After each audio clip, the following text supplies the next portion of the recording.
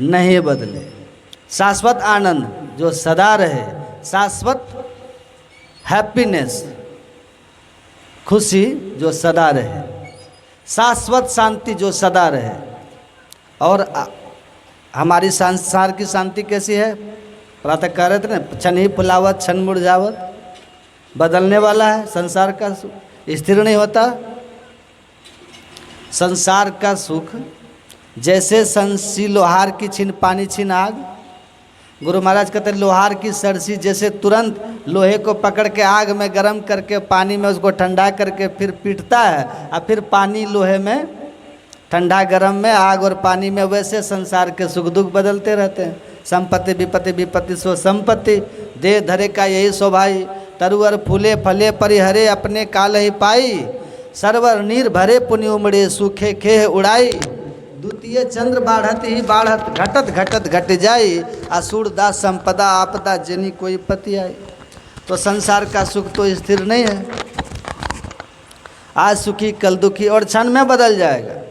आपका सुख अगर बाहर है तो ये तुरंत बदलेगा। अगर आपका सुख इस बात पर है कि बेटा अनुकूल हो तो कल बेटा प्रतिकूल होकर आपको दुखी कर देगा। तो जब भी आप संसार की ओर से अपेक्षा सुख की रखिएगा, वो संसार से मिलने वाला सुख स्थिर नहीं होता। क्यों? कि संसार स्वयं ही बदलते रहता है। जो स्वयं बदलने वाला है, गॉडमैन की पुस्तक में लिखे हैं कि expecting perpetual please and happiness from this changeable world is just like this win on sale. इस परिवर्तनशील और नाशवान जगत से स्थिर सुख की इच्छा करना अपने को धोखा देना है, किसी और को नहीं। कहते हैं यह असंभव है। जैसे दिन के बाद रात, रात के बाद दिन होता है, वैसे ही संसार के सुख है, इसको आप पकड़ के स्थिर रख ही नहीं सकते। इसको तो जितना कस के पकड़ोगे, रेत को जैसे पकड़ते हैं तो हाथ से स्लिप करते जाता है बालू, वैसे संसार स्लिप कर जाएगा आप। ना भयो जग काहू को कितनों को अपनों की। गुरु महाराज कहते हैं जग किसी का अपना हुआ ही नहीं है, लाख कोशिश करके देख लो, या तो आप इसे छोड़ जाओगे या फिर आपको ये छोड़ जाएगा, आपको छोड़ जाएगा। फिलिप बेरी, देखिए संस्कार होता है, ये चीज़ मैंने अनुभव किया है कि एक ही चीज़ है, सारे लोग पढ़ेंगे लेकिन सब विचार नहीं करेंगे। सेब सबके सामने गिरेगा लेकिन न्यूटन विचार करेगा, सब नहीं करेंगे। गुरुत्वाकर्षण ऐसे आया ना, गुरुत्वाकर्षण की खोज जो हुई तो क्या सेब न्यूटन के पहले ऊपर जा रहा था? न्यूटन के जन्म के करोड़ों वर्ग अरबों वर्ष से पहले सेब धरती पर ही गिरता था, लेकिन न्यूटन के सामने गिरा सेब तो न्यूटन के अंदर एक सवाल खड़ा हुआ, एक जिज्ञासा आई, why came down, why not went up. नीचे क्यों आया, ऊपर क्यों नहीं गया? और उस पर चिंतन करके उसने खोजा कि भाई पृथ्वी एक चुंबक है जो खींचता है अपनी ओर, इसीलिए पृथ्वी खींच लेती है किसी वस्तु को अपनी ओर। एक गुरुत्वाकर्षण की इसकी एक सीमा है, सीमा के अंदर कोई वस्तु आए तो पृथ्वी खींच लेगी फट से। तो न्यूटन ने देखा। तो संस्कार बहुत बड़ी चीज़ होती है। किसी को आप समझा समझा के मर जाइएगा, नहीं समझेगा, वही बात होगी। सब बात सुन लेगा लेकिन भीतर से कहेगा भले आपके बात हम सुन लिए, हम आपसे सकेंगे नहीं, लेकिन हम भीतर से मानेंगे नहीं। देखिए, लेकिन वही संस्कार था। गुरु महाराज को कहा ना कि आप 18 साल की उम्र में घूम रहे थे आराम में, तो बुरा कल का अरे इस उम्र में आप क्यों सन्यासी ले लिए, बन गए, ये सन्यास की उम्र है। तो गुरु महाराज ने कहा कि मैं तीसरी क्लास में प्यारी चरण मुखर्जी की फर्स्ट बुक ऑफ रीडिंग में पढ़ा था, ऑल मैन मस्ट डाई, सभी लोग एक दिन अवश्य मरेंगे। और ये बात मेरे मन के ऊपर अंकुश का काम किया। जैसे अंकुश की मार से हाथी सचेत हो जाता है, वैसे इस लाइन ने प्यारी चरण मुखर्जी के मुझे सचेत कर दिया कि जब एक दिन मरना ही है तो मरने से पहले जीवन की सच्चाई को जान लेना चाहिए, गुरु महाराज ने कहा। तो पढ़े तो प्यारी चरण मुखर्जी की पुस्तक को तो गुरु महाराज के पहले भी करोड़ों पढ़ चुके थे और उनके बाद भी करोड़ों पढ़े हैं, है ना, आज भी पढ़ रहे हैं। लेकिन जिस तरह गुरु महाराज ने पढ़ा वैसा किसने पढ़ा? पढ़ा कोई नहीं पढ़ा। तो संस्कार होती है किसी चीज़ को पढ़ करके उसके ऊपर चिंतन करने का। तो वो जो फिलिप बेरी की वो रचना था, कविता, उसमें लिखे हैं वो, all that is solid, solid, all that is solid melt into air, who earns. जो भी ठोस है एक दिन वो टूट फूट करके समाप्त हो जाता है, विलीन हो जाता है, हवा में मिल जाता है, विलीन हो जाता है हवा में। कहने का भाव यहाँ पर यह है कि विलीन हो जाता है। One who earns earns empty returns. जो बहुत कमाता है वो भी यहाँ से खाली हाथ जाता है, वो भी न कुछ ले गए। जो दुनिया के मालिक थे और जब सिकंदर चला तो दोनों हाथ खाली थे। तो one who earns earns empty returns, nature permits only, earn it and be merry, never think to carry. Nature इतना ही आपको परमिट देता है, परमिशन देता है कि आप कमाइए, खाइए, पिए, संसार में विवाह शादी करके धर्म पूर्वक रहिए, भगवत भक्ति करके यहाँ से निकल जाइए। क्योंकि कुछ ये लेकर के जाने आपको देगा नहीं। ये प्रकृति से आप लेते हो, प्रकृति आपसे ले लेती है, ले जाने नहीं देती। वो कहते हैं क्या करना चाहिए? नो नेचर, प्रकृति को जानो, बी नेचुरल, नेचर को जानिए, प्रकृति को जानिए और अपने स्वभाव में स्थिर हो जाइए। पहला नेचर का अर्थ प्रकृति है, दूसरे का अर्थ स्वभाव है। आप प्रकृति को जानिए, प्रकृति परिवर्तनशील है। बी नेचुरल, आपका स्वभाव क्या है? ईश्वर अंश, जीव अविनाशी, चेतन अमल सहज सुख राशि। आप स्वभाव से ज्ञानमय हैं और ईश्वर के अंश हैं और सुख की राशि स्वयं में है। तो आप प्रकृति अपने स्वभाव में स्थिर हो जाएगी। संसार का स्वभाव परिवर्तनशील है, वहाँ पर शाश्वत सुख नहीं है। आप स्वभाव से ही सुखद स्वरूप हैं, आप अपने स्वभाव में स्थित हो जाइए। फॉलो द ट्रूथ, सत्य का अनुसरण कीजिए। We will get in return more than in सूत। आप जो कुछ भी करिएगा न सत्य के पथ पर चलते हुए, तो आप देखिएगा कि जितना सत्य के लिए आपने गंवाया है, बदले में उससे करोड़ों गुना अधिक आपने शांति, प्रसन्नता, आनंद और सुख के रूप में रिटर्न पाया है। कहते हैं आप करके देख लीजिए। तो इस संसार से सब छोड़ के जाओगे। नाशवान परिवर्तनशील ये जगत है। साथ क्या लेकर जाओगे? साथ लेकर जाते हैं। एक आदमी बड़े धन के पीछे भागते थे, सुनिएगा। तो एक दिन उनके एक असिस्टेंट ने कहा कि सर, आप तो धन के पीछे भूत की तरह भागते ही हो, हम लोगों को भी भगाते रहते हो, लेकर जाइएगा क्या? थोड़ा परिवार, बच्चों और भगवान के लिए भी समय निकालिए ना। थोड़ा परिवार, बच्चे और भगवान के लिए भी समय निकालिए। आप फ़ोन करने पर भी लोग इतना लेट आते हैं तो उनको क्या कहिएगा?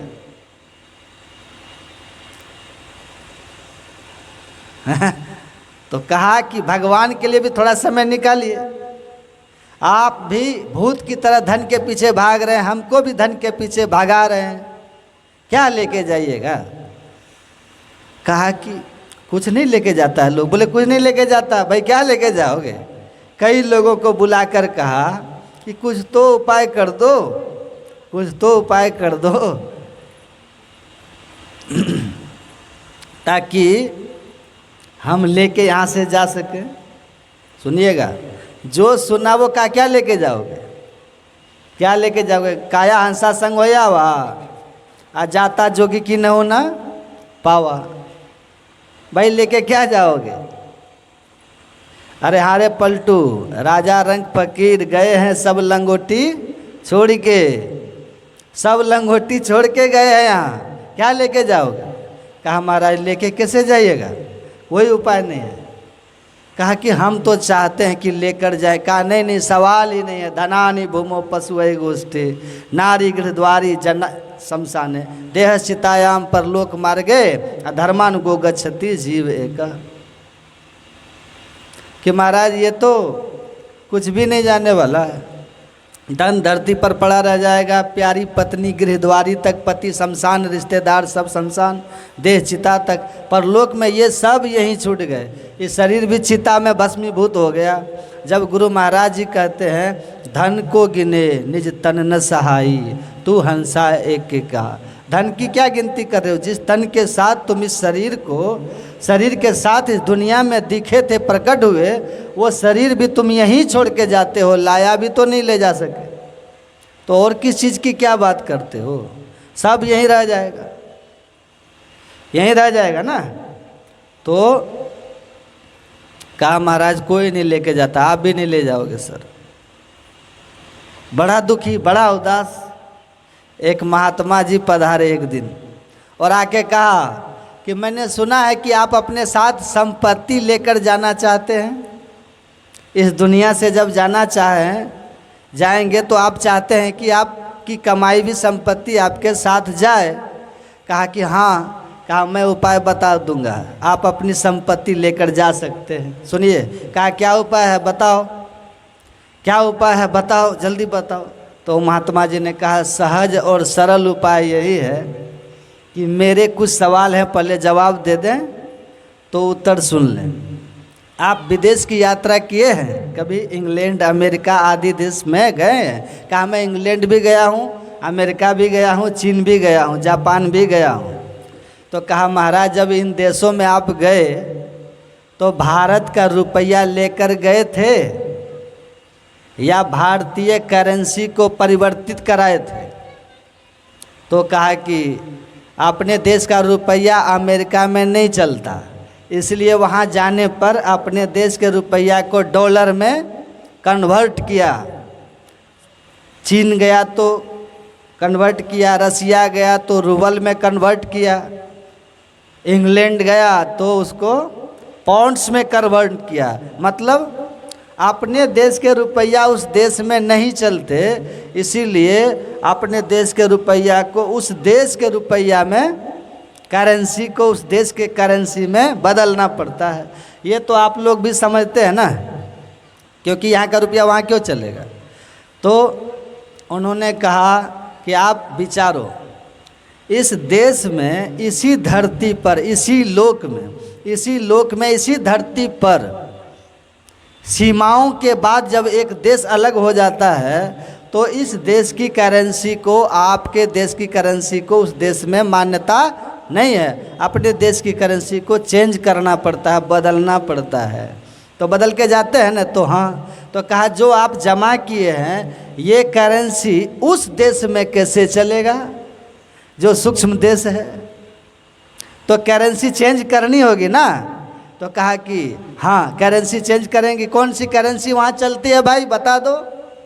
तो धर्मानुगो गच्छति जीव एक, सत्कर्म रूपी करेंसी, ईश्वर भक्ति रूपी करेंसी वहाँ चलती है। इसलिए इस धन को धर्म में, सत्कर्म में, दीन दुखियों की सेवा में, सत्संग में, साधु महात्माओं की सेवा में, इन शुभ कर्मों में लगा दीजिए। तो ये जो करेंसी सत्कर्म में कन्वर्ट हो जाएगा ना, ये जब ऊपर जाइएगा आपको वहाँ मिल जाएगा। समझ गए? ये करेंसी आपको ऊपर मिल जाएगी। समझ गए? तो कन्वर्ट कीजिए इसको। नहीं तो फिर तो one who earns also empty returns. अगर संसार से कुछ लेकर जाना चाहते हो तो कुछ नहीं जाएगा। करेंसी चेंज कीजिए। तो आप करेंसी बदलिए तो ऊपर लेकर के चले जाइएगा। तो भगवान की भक्ति करो। भगवान बुद्ध ने कहा इत्थ मोदति उत्थ मोदति अपुण्यकारी उभयत्थ मोदति। कहते हैं यहाँ भी सुख से तो रहता ही है जो धर्म पर चलता है। धनात् धर्म ततो सुखम। धन जब धर्म में लगता है, सत्कर्म में लगता है तो सुख का हेतु बनता है। धन जब भोग का कारण बनता है तो भोगन प्रत्यक्ष रोगन जान के बचते रहो। गुरु टहल सत्संग सेवन में सदा लगते रहो, डटते रहो। तरते गयो जो अस किए सब राव रांगा रंक हो, अभिप्र भंगिया पड़ पड़ुआ करो तरिह निशंक हो।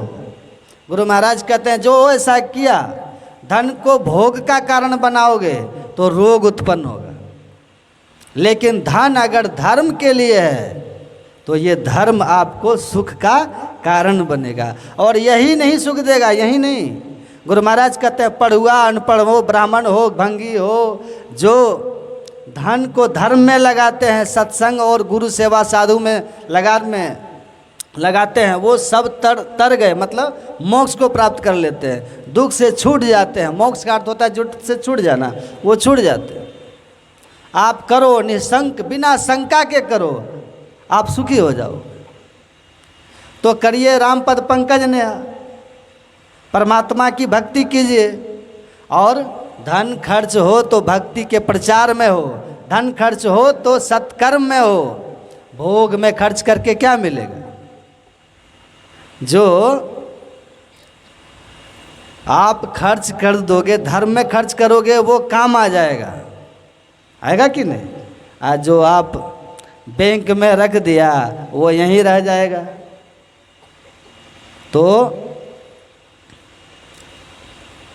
इस संसार में सुखी होने के लिए भी धर्म की, ईश्वर भक्ति के शरण में रहना है।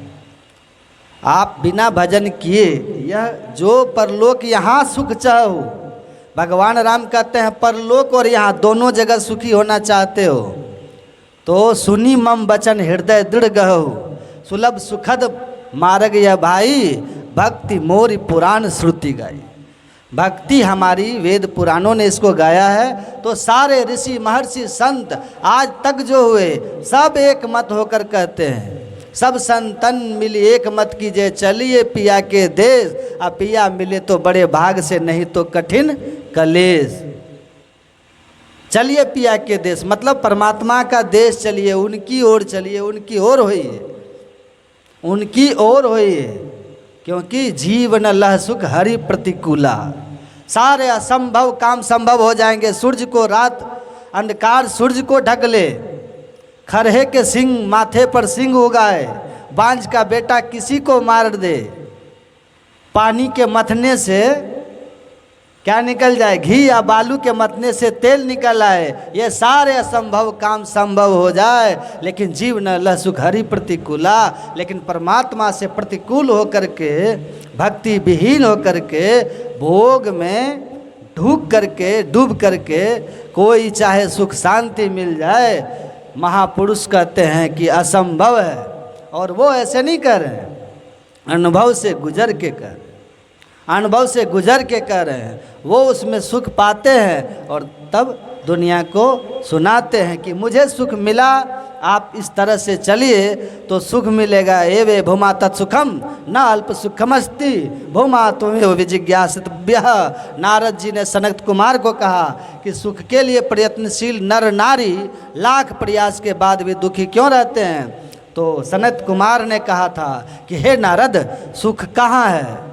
एवे भूमा तत्सुखम, जो अनंत है उसी में अनंत सुख है। अनंत का न अंत होता है, इसलिए अनंत को पाने वाले का सुख का, आनंद का भी अंत नहीं होता है। और जो सीमित है वो ससीम है, उसका अंत होता है, तो उसको पाकर मिलने वाला सुख का भी अंत होता है, सुख का भी अंत होता है। तो संसार ससीम है, उत्पत्ति द्वय, ये प्रकृति द्वय, उत्पत्ति लय, उत्पत्तो और नाश को प्राप्त होता है। तो जो बनने बिगड़ने वाला है, ससीम है, उससे असीम सुख नहीं होगा। असीम परमात्मा को पाकर ही असीम सुख मिलता है। इसलिए जो अनंत सुख के, स्थिर सुख के इच्छुक हैं, उनको चाहिए कि उस अनंत को जाने, ईश्वर को जाने। ईश्वर अनंत ईश्वर ही है, आदि अंत रहित ईश्वर ही है, उसको जानो, उसकी भक्ति कीजिए।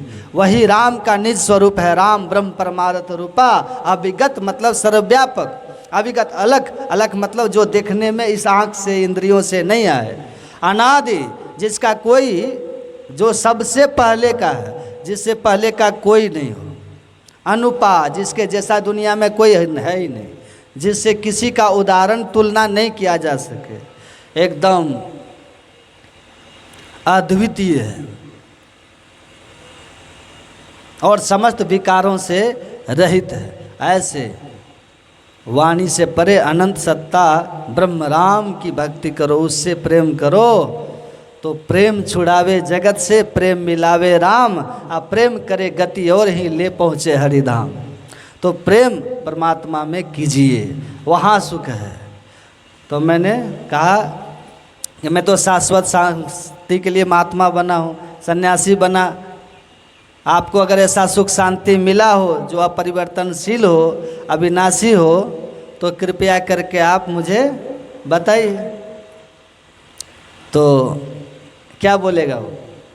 कितना भी अमीर आदमी हो, इस प्रश्न पर तो भगवान पर भले वो कहे कि ना, लेकिन सुख शांति और आनंद की चाहना पर कौन कहेगा ना? कहेगा। चारवाक भी कहते यावत जीवे सुखम जीवित।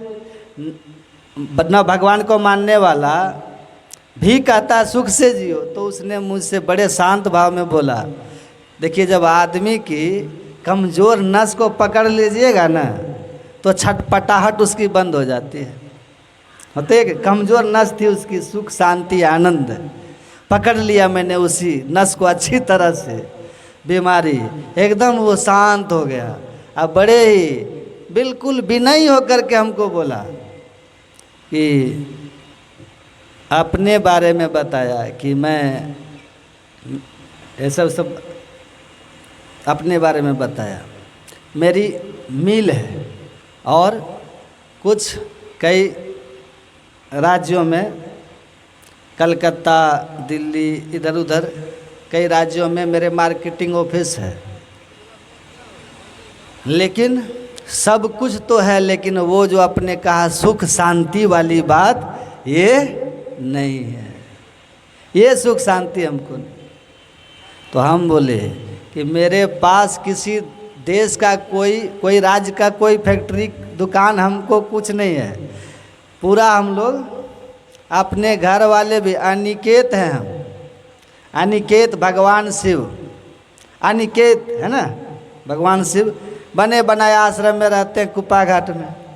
अनिकेत बिना घर द्वार के हैं, लेकिन न कोई मिल है, न कोई फैक्ट्री है, न दुनिया का कोई हमको सुख सुविधा है, न नौकर चाकर हमारे पास हैं, लेकिन हमको सुख शांति है। बस बात खत्म, है ना। सुख ये है ना।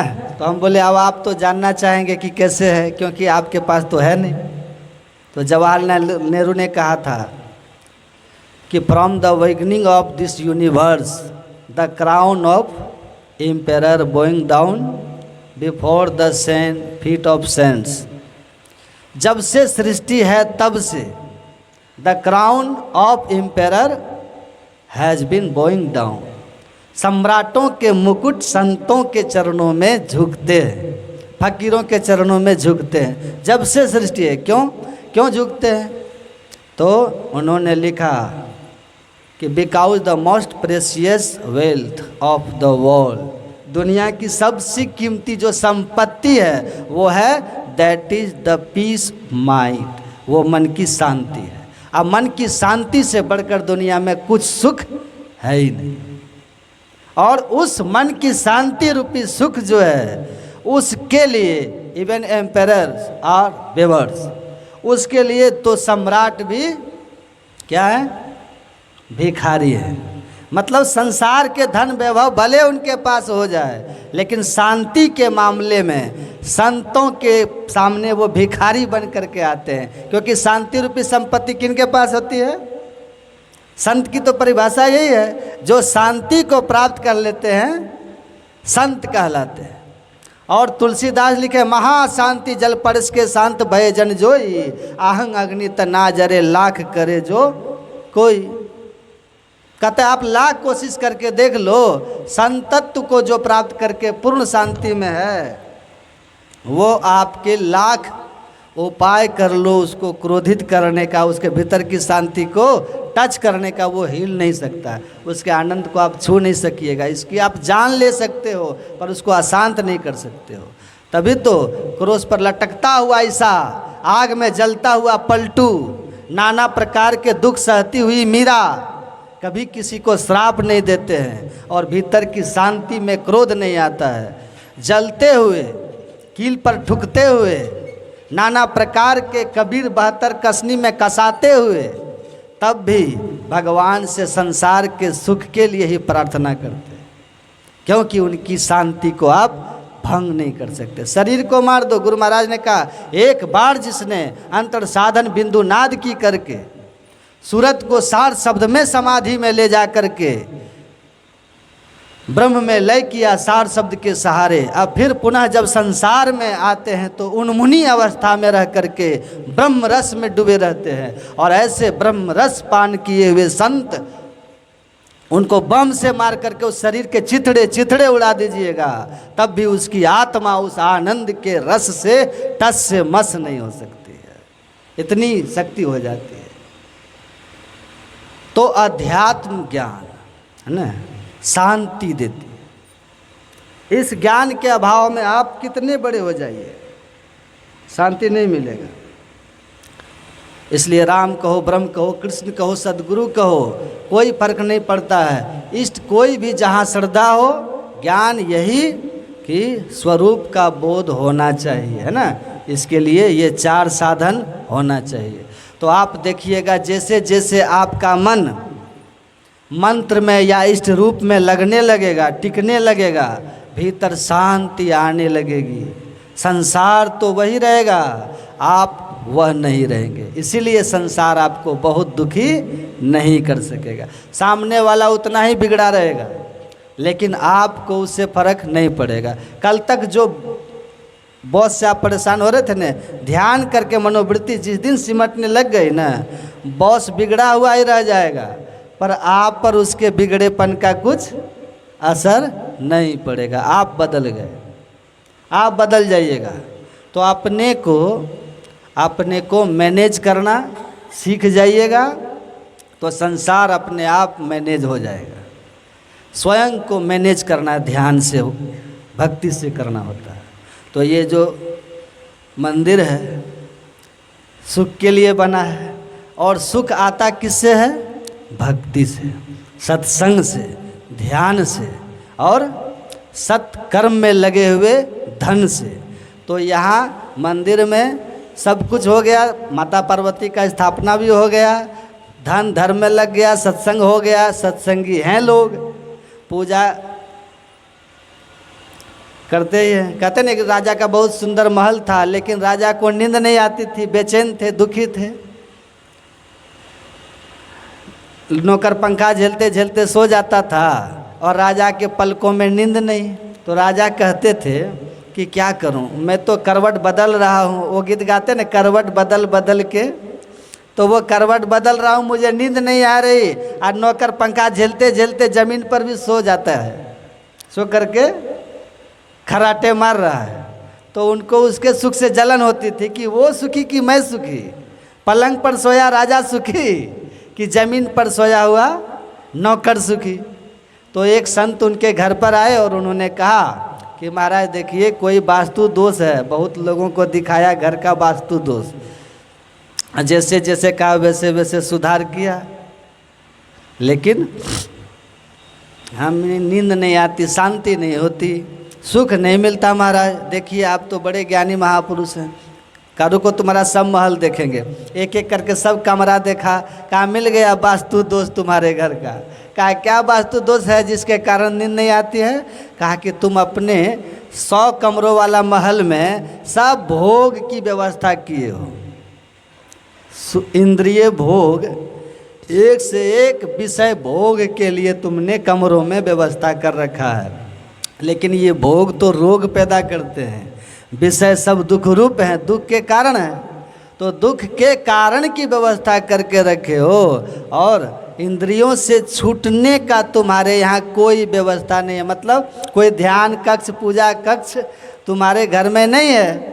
और जब ध्यान कक्ष नहीं है तो वहाँ ध्यान बिनु नहीं शांति आवे, लोग कितनों गिरे। तो ध्यान के बिना तो शांति नहीं आएगी, चाहे कुछ भी हो जाए। तो तुमने कोई अपने घर में ध्यान कक्ष नहीं बनाया, ध्यान तो शांति से आती है। वरना वही बात है जो मैंने उसको सुना दिया था, वो आपको अंतिम बात मैं सुना देता हूँ कि मास फागुन मस्त होए के किए बहुत बनाओ हो, ऊँचे मलन जड़ित मनगण सुख तबो नहीं पाव हो। वो राजा को सुख नहीं है, नौकर सो जाता है। कुल भल रूप भल रित्रिया भल पायो सही, आ सुख तब हूँ ना मिले बिनु ध्यान के सपनों को। बिना ध्यान के सुख नहीं मिलता। मन के निरोध करने से ही शांति आती है। गहरे नींद में कोई चिंता फिक्र रहता है क्या? कोई पैर दर्द, सिर दर्द, किसी बीमारी से कोई परेशानी होती है गहरी नींद में? उसी तरह ध्यान करके जो अपने वृत्ति को समेट करके दसम द्वार से ऊपर उठा लेते हैं, वो आनंद में रहते हैं, सदा आनंद में रहते हैं। उनको कोई दुख छू नहीं पाता। तो कहा कि तुम्हारे घर में तो कोई ध्यान कक्ष ही नहीं है जी, तो तुम भोग में डूबे रहो, रोग में फंसे रहो, अनिद्रा रहेगी। मखमली सेज पर पलकों में नींद नहीं, अनिद्रा रहेगी। तो चिंता मणि पद पाना चाहते हो तो चंचल चित्त को थिर कर चौथी में चित लाओ, अचन सुधार चाकी के चिंता मणि पद पाओ। तो चिंता से मुक्त होना चाहते हो तो चौथी अर्थात तुरीय अवस्था प्रकाश मंडल की ओर चलिए। बड़ा सहज साधन है। परिवार में रह के, घर में रहकर अपना ड्यूटी करते हुए भी आप त्रैकाल संध्या पर ब्रह्म मुहूर्त में स्नान के बाद और सायंकाल में कर सकते हैं। पर चलते फिरते भी गुरु मंत्र का जाप करके अपने प्रोटेक्शन कर सकते हैं, अपने मन का प्रोटेक्शन कर सकते हैं। गुरु महाराज कहते हैं ऐसा करते रहोगे तो तुझे काल नहीं छेड़ेगा, कोरोना क्या करेगा, बचे रहोगे, बचे रहिएगा। तो ध्यान कक्ष भी, पूजा मंदिर भी यहाँ है, तो सब कुछ यहाँ है। ईश्वर की कृपा, गुरु महाराज की कृपा से सारी व्यवस्था है। मेरी गुरु महाराज से प्रार्थना है कि ध्यान करिए तो शांति मिलेगी। सुनिए माता जी लोग, देखिए सबका ध्यान हट गया, अब क्या बोलेंगे, सब उधर ही देखने लगे। सुनिए, ध्यान में सिमटाव हो के ऊर्ध्वगति हो जाएगी तो माया का आवरण भेदन हो जाएगा और अनुभव कर लीजिएगा, yes good exist, do exist, भगवान है और अवश्य है। तो कहा आप वहाँ नहीं बोले, वहाँ बोले हमको भगवान में रुचि नहीं। हम बोले हमें पता था कि तुम्हारी बीमारी क्या है, यहाँ बता दिए, यहाँ आपको बता दिए कि ध्यान करो शांति आएगी, क्योंकि शांति स्वरूप सर्वेश्वर जानो, शब्दातीत कई शब्द बखानो। शांति स्वरूप परमात्मा है। उस शांति स्वरूप परमात्मा का जब आप ध्यान के माध्यम से मंत्र जप, रूप ध्यान, ज्योति और नाद योग के माध्यम से भक्ति करिएगा तो आप सुख, शांति और आनंद को प्राप्त करिएगा और एक दिन ईश्वर को प्राप्त करके हमेशा के लिए दुख से मुक्त हो जाइएगा। तो गुरु महाराज से मेरी प्रार्थना है कि माता जी का, निर्मला माता जी का सुख, शांति, प्रेम का उनके परिवार, पूरे परिवार के लिए सुख मिले, शांति मिले, आनंद मिले, भजन साधन भक्ति मय उनका जीवन पूरा परिवार हो और आप सभी लोगों का जीवन सुखमय, शांतिमय, आनंदमय हो। आप लोग बहुत शांति से मेरी बात को सुने, इसके लिए धन्यवाद।